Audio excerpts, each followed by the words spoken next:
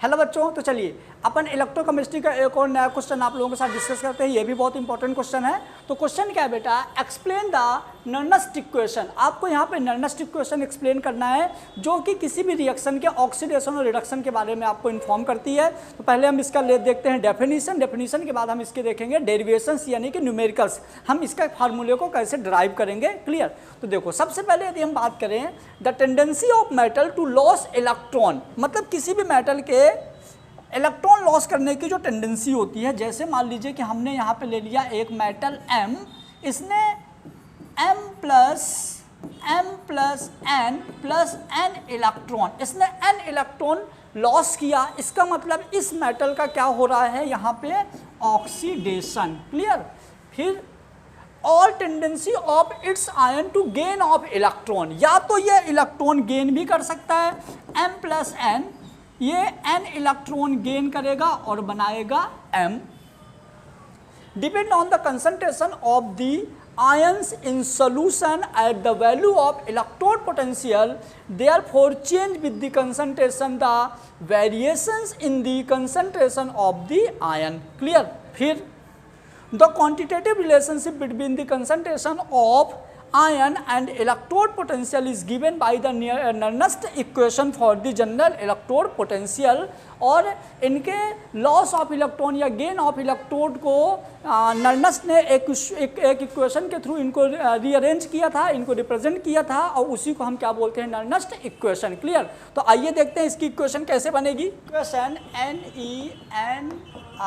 NENRST Nernst equation की बात करें तो नर्नस्ट इक्वेशन में हम सबसे पहले बेटा एक लेते हैं रिएक्शन। क्लियर। जैसे मान लीजिए कि मैंने ले लिया यहाँ पे मेटल प्लस N, मतलब इसके पास N इलेक्ट्रॉन की कमी है, इसने N इलेक्ट्रॉन गेन किया और बना दिया बेटा मेटल। क्या बना दिया इसने, मेटल। अब यहाँ पे हम क्या करेंगे, देखिए मेटल में M plus N electron gain करके क्या बनाया, मेटल। अब जब मैं इसको रिप्रेजेंट करूंगा इक्वेशन में, तो इक्वेशन में कैसे रिप्रेजेंट करेंगे इसको, तो यदि मैं इस सेल का इलेक्ट्रोड पोटेंशियल की बात करें और स्टैंडर्ड इलेक्ट्रोड पोटेंशियल की बात करें, तो ये हमारा हो जाएगा E M प्लस N से M equal to E naught M plus N से N प्लस। क्लियर। प्लस के बाद यहाँ पे क्या आएगा, N प्लस के बाद RT upon NF ln M plus N upon M।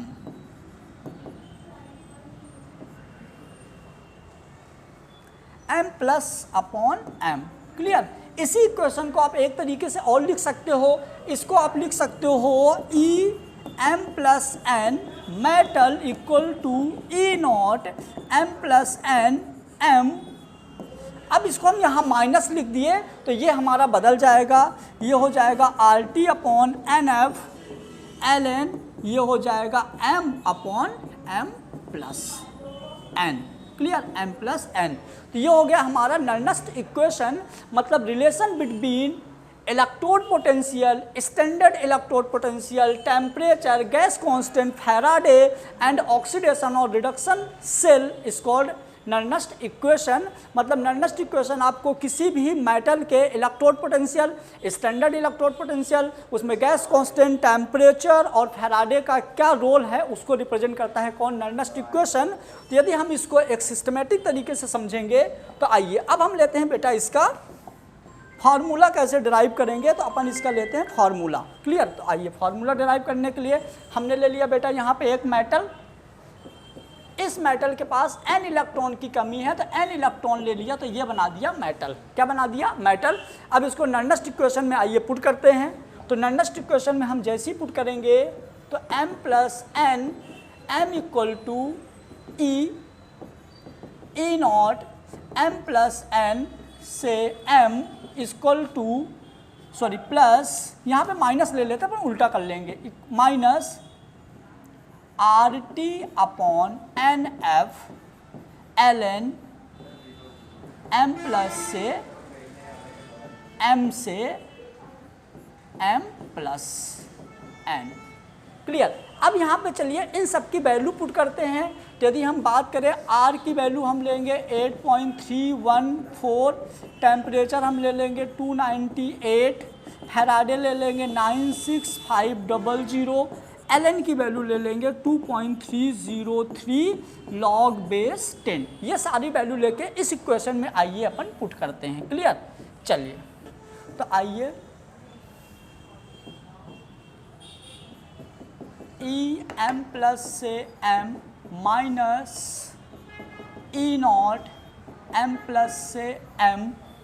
अब माइनस का सिंबल लेंगे, यहाँ पे अपन ने ले लिया माइनस, एल की वैल्यू लिख देंगे 2.303 इंटू आर की वैल्यू 8.314, टी की वैल्यू 298 अपॉन एन। हमको नहीं पता कितने इलेक्ट्रॉन है तो एन इंटू फैराडे की वैल्यू 96500। क्लियर? फिर log M upon M plus, ये हो गई हमारी इक्वेशन। अब यहाँ पे सबको कर दो, इंटू डिवाइड कर दो सबको, तो ये हो जाएगा E M plus N upon M, E naught M plus N upon M, minus जब आप इनको इंटू करके डिवाइड करोगे तो आपका आंसर आएगा 0.059 अपॉन एन लॉग। यदि कंसंट्रेशन ऑफ मेटल की बात करें तो कंसंट्रेशन ऑफ मेटल कितना होता है बेटा? कंसंट्रेशन ऑफ मेटल होता है 1, तो यहाँ पे आएगा 1 अपॉन एम प्लस एन।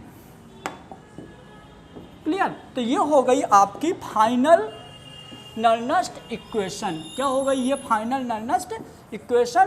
तो आप डेफिनेशन लिख के, यदि आप इतनी सी इक्वेशन लिख देते हो तो आपको यहाँ पे पूरे मार्क्स मिलेंगे।